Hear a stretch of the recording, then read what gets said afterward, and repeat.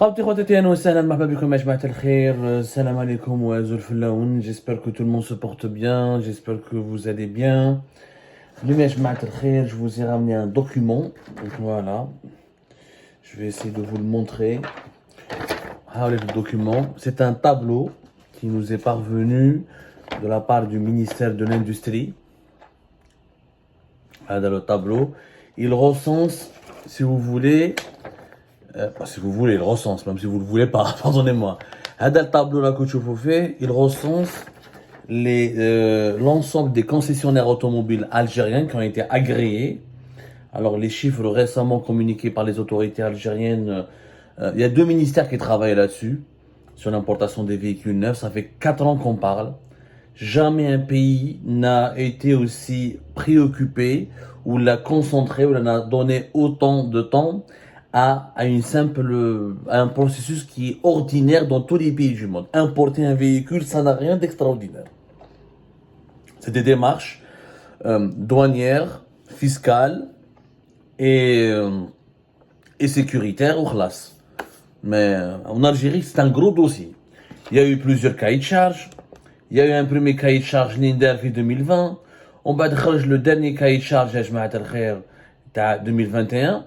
2022.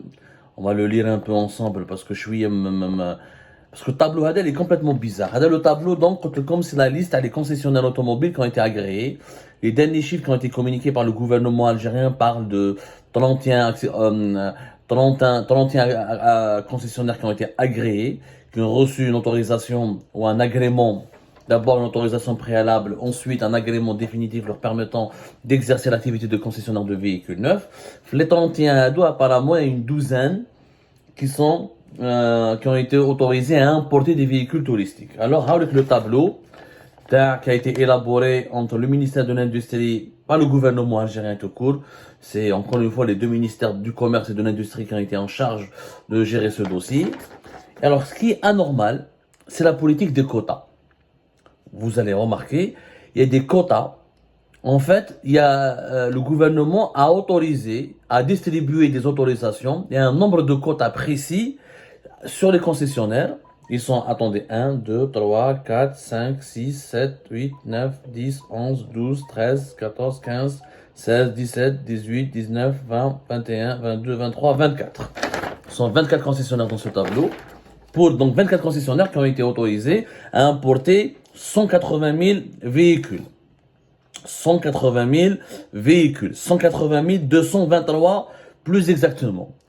C'est des autorisations qui ont été, c'est les autorisations d'importation qui ont été débloquées pour l'année 2023. Normalement, ils sont censés pouvoir importer ces véhicules avant l'année 2023. Je sais pas, on est déjà le 2 décembre 2023.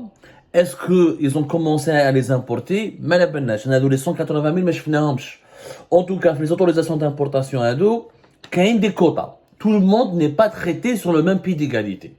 Et c'est ça ce qui est bizarre. Il y a des concessionnaires, on leur a donné le droit d'importer 40 000 véhicules. D'autres, on leur a donné le droit d'importer 56 véhicules. Et pourtant, le décret exécutif numéro 22-338 du 17 novembre 2022 qui fixe définitivement les conditions et les modalités d'exercice de l'activité de concessionnaire de véhicules neufs, il n'est pas précisé qu'il doit y avoir des quotas. Le décret exécutif fait des conditions, le 17 novembre, fait des conditions qui déterminent qu'est-ce qu'il faut faire, quelles sont les conditions qu'il faut remplir pour devenir concessionnaire de véhicules neufs en Algérie. Il y a une dizaine d'articles. كاين exactement نحسبه لكم كاين article 4 فاش يخلص كاين 24 اكثر هاو كاين 35 articles كاين 35 articles. Tous ces articles يا جماعه s'appliquent sur l'ensemble des concessionnaires. L'article 4 par exemple l'activité de concessionnaire automobile est assujettie à la conclusion d'un contrat de concession lié le concessionnaire à un seul constructeur concédant, jusqu'à l'article Malabeli 5 ou 6, il n'y a aucun article qui dit que le gouvernement est habilité à donner des quotas à des concessionnaires et pas à d'autres. aucun article ne dit que les concessionnaires hadou vont bénéficier, une fois l'agrément obtenu, d'un quota déterminé et limité. Et que ces quotas vont changer selon les concessionnaires. Qu'il n'y aura pas les mêmes quotas, que les autorisations d'importation des véhicules neufs ne seront pas octroyées à tous les concessionnaires sur la base des mêmes quotas. C'est une politique totalement nouvelle. J'ai jamais vu un pays qui dit à ce gars-là, bon, toi tu peux importer 40 000, toi tu peux importer 30 000, toi tu peux importer 22 000. Et pourtant, l'agrément, il est le même pour tout le monde. Tu dois, le décret exécutif, il fixe des conditions pour tout le monde. Les conditions sont les mêmes pour tout le monde. Les critères d'obtention de l'agrément de concessionnaire de véhicules neufs en Algérie sont les mêmes pour tout le monde. Il n'y a aucune différence. Alors pourquoi il devrait y avoir une différence lors de l'importation des véhicules? Alors, par exemple, le gouvernement algérien a donné à Fiat Algérie l'autorisation d'importer 44 433 véhicules. C'est le concessionnaire, Fiat Algérie, concessionnaire à la fois, ils veulent faire une usine de montage en Algérie. Elle est annoncée, les travaux sont à Oran, sont annoncés vers normalement, ils devront une première inauguration avant la fin de ce mois de décembre 2023. On a entendu beaucoup de choses sur cette usine de Fiat. On nous annonce 45 000, des fois 25 000 véhicules à monter, des fois 45 000. Il y a plusieurs annonces contradictoires. Donc on n'a pas vu le projet, on ne peut pas se prononcer là-dessus. Moraha, une certaine société qui s'appelle Sarl Sogifem. Hadou Sarl Sogifem, ils sont représentants de la marque, si je me trompe pas, de la Sodivem, Sarl Sodivem, voilà. Ils sont les représentants de la marque Geely, les marques chinoises Geely. Hadou Sarl Sodivem, avant 2015, 2016, 2017, ils étaient représentants de la marque automobile indienne, la Mahindra.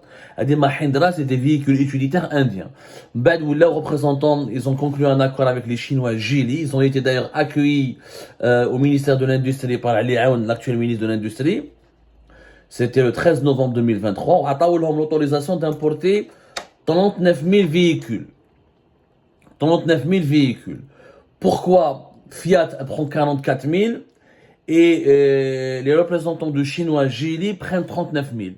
Pour quelle raison? Moraha, alors, la société Sarl Auto Leader Company, qui est le représentant de la marque Chery, qui ont commencé à importer des véhicules depuis le mois de novembre dernier, où la cérémonie d'ailleurs, جاو deux ministres اللي راحوا الصابلات وما على باليش وحنا هضرنا عليها. C'était le 10 novembre 2023, on a fait toute une émission sur les dessous de ces privilèges de l'introduction en Algérie de la marque Chery. Alors le représentant de Chery en Algérie, Sarl Auto Leader Company, a été autorisé à importer 10 000 véhicules. Hamlik, les trois plus gros concessionnaires, les trois premiers concessionnaires privés qui ont bénéficié d'un certain traitement de faveur. Ce sont les trois premiers qui ont pris les meilleurs quotas, qui ont pris encore une fois les meilleurs quotas. Donc 44 433 pour Fiat Algérie, 39 000 et quelques pour les représentants de Geely, la marque Geely chinoise, Sarl Sodivem, où les représentants de Chery, ils ont le droit d'importer 10 000 véhicules. L'Ukraine, quand il y a la société Javi Beskara, sa société des frères Amouri, Maroufin, ils sont dans le BTP, dans la construction, dans les matériaux de construction. Ils ont créé récemment une société pour importer des véhicules utilitaires chinois, notamment des camions, etc. On leur a donné le droit d'importer 2500 camions, apparemment, 2500 véhicules utilitaires. Imin Auto, représentant de la marque chinoise Jacques, ils lui ont autorisé à importer 7000 véhicules. LCCom Automobile, de la Sarl LCCom Automobile, ils étaient les représentants, comment on appelle ça, la marque Isuzu. Je ne sais pas quelle marque ils représentent aujourd'hui. Ils ont c'était essentiellement Isuzu. Donc, je sais pas. Voilà, apparemment Citroën. Apparemment, ils étaient en train de négocier entre Citroën ou la Malabelish Bon, c'est comme Marofin. Avant, ils avaient qui? C'était la famille Achaïbou. La famille Achaïbou qui a défrayé la chronique à l'époque de Bouteflika parce que Bouchouerb, نحلهم la marquia entre 2017 et 2016. Un nouvel homme d'affaires, un jeune Hassan Arbaoui vient de Betna, un inconnu au bataillon et c'est lui qui a fait l'usine de montage des véhicules qui a fait Betna. Et Achaïbou, la famille Achaïbou, on dit qu'il y a eu un gros pot de vin entre Bouchouerb, Abdeslam Bouchouerb, l'ex-ministre de l'Industrie de 2014 à 2017, ou un homme d'affaires Hassan Arbaoui qui a fini d'ailleurs en prison, qui a été emprisonné en 2019, comme tous les autres patron d'entreprise ou la d'usine de montage de véhicules neufs. Et etc. Mais est-ce que à Chaïbou plus tard, il a demandé de récupérer toutes ces marques? Est-ce qu'il avait Suzuki, il avait Isuzu, il avait Kia? Est-ce qu'on a autorisé à importer combien de véhicules? Mais elle est chauffe, une opacité totale. La question qui se pose encore une fois, qui est des concessionnaires me donnent 88 véhicules à importer, d'autres 4000. Ça n'a aucun sens, aucun sens. Encore une fois, quels sont les critères sur lesquels s'est basé le gouvernement algérien pour donner les plus gros lots, les meilleurs quotas d'importation de véhicules neufs à 3 ou à 4 opérateurs privés qui sont Fiat, Sarsodivan, Auto Leader Company ou Emin Auto. Voilà, on peut le classer Emin Auto parce qu'il a pris 7000. علاش هادو يدوا plus que les autres. Maintenant, qui s'excite à quelque chose, je veux dire c'est normal, هادو les 3 opérateurs vont investir dans des usines de montage en Algérie. Mais Fiat va investir dans une usine de montage. La Sodivan, les représentants d'Aguili, nous voulons faire une usine de montage. Toutes les marques qui ont été autorisées pratiquement à commercialiser des véhicules en Algérie ont annoncé leur intention de faire des usines de montage. مانيش فاهم انايا Chéri aussi, ils veulent faire une usine de montage en Algérie. Pourquoi Fiat donc devrait importer plus de véhicules que Chéri et Geely, les Chinois? Le groupe Emin Auto Jacques, le constructeur chinois Jacques, aussi il voulait faire une usine depuis l'époque de Bouteflika. Il avait le projet de faire une usine de montage de véhicules neufs en Algérie. Donc, مانيش فاهم انا وعلاش هادو c'est comme Achaïbou Thanik avait l'objectif, avait l'ambition, la famille Achaïbou Thanik, il voulait faire une usine de montage de véhicules avec Suzuki ou avec Kia. Donc pourquoi ils ont bénéficié d'un quota d'importation de véhicules neufs nettement plus inférieur à celui de Fiat, de Sodivan et de Auto Leader Company? Quels sont les critères en fait? فهمونا برك. يعني quand je vois un tableau, j'ai l'impression on s'entend bien avec Fiat, maintenant 44 000. On s'entend bien avec les Chinois, maintenant 30 000 ou 10 000. C'est pas comme ça qu'on gère un pays, ça c'est du favoritisme. C'est du favoritisme assumé, c'est du favoritisme flagrant. Et le favoritisme, il est interdit, c'est contre l'intérêt public. Est-ce que si les Algériens ne veulent pas acheter Fiat, s'ils veulent acheter Chery ou la Geely ou ils veulent acheter notre marque, tu leur imposes sur le marché plus de véhicules Fiat que les autres véhicules, ou plus de véhicules chinois que des véhicules européens. فهمونا يا جماعة، أنا هذه اللي ما فهمتهاش. وهذه هي اللي حبيت نفهمها أنايا. Je n'ai pas compris. Je n'ai pas compris. Je ne sais pas. Je ne sais pas. Franchement, je n'ai jamais compris.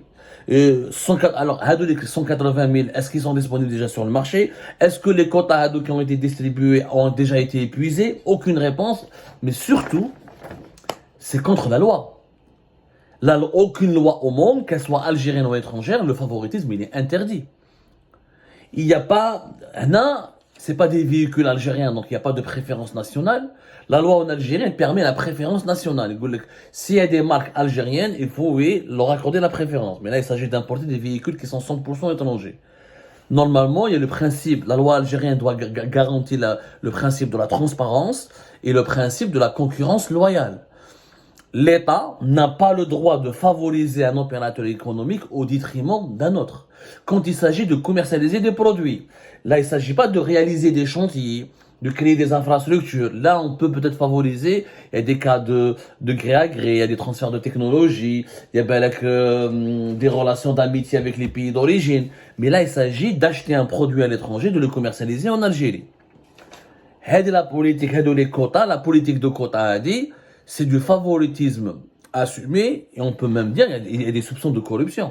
Ben, avec les Fiat, ou Jmaat Sodivin, ou Jmaat Autoleader Compagnie, peut-être ils ont de meilleurs rapports avec les dirigeants algériens, ou là ils ont fait des cadeaux à certains dirigeants algériens, c'est pour cette raison qu'ils ont obtenu de meilleurs quotas. Maintenant, s'il y a un critère implicite, le gouvernement algérien, celui qui est prêt à me faire l'usine de montage la plus ambitieuse et la plus importante, je lui donne le droit d'importer des véhicules. Dans ce cas-là, normalement, le décret le 17 novembre 2022 qui fixe les conditions et les modalités d'exercice de l'activité de concessionnaire de véhicules neufs, il fallait mettre un article qui dit que le gouvernement se réserve le droit d'accorder des quotas d'importation aux constructeurs mondiaux ou à leurs représentants qui s'engagent à réaliser des usines de montage ambitieuses. Et après, il faut définir ce projet ambitieux. En quoi le projet Fiat serait plus ambitieux que le projet de Chery, ou là que le projet de Geely, ou là que le projet de Jack, ou là que le projet d'un autre constructeur mondial qui s'intéresse au marché algérien. Quels sont les critères pour dire que le projet Fiat meleh? On a privilégié le projet Renault. Je sais que le projet Renault, il a capoté. Le taux d'intégration n'a pas dépassé 25% en 4-5 ans. Et voilà. Et Renault n'a jamais pu exporter depuis l'Algérie. Elle avait même du mal à satisfaire le marché algérien. Donc, ouais, les quotas. Et les quotas permettent à certains opérateurs d'avoir une main mise sur le marché. Il y a Fiat, Sodivin, Autoleader Compagnie, ou la Emin Auto et une autre pourraient vendre plus de véhicules, donc profiter plus du marché algérien. C'est déloyal. Donc la concurrence n'est pas garantie.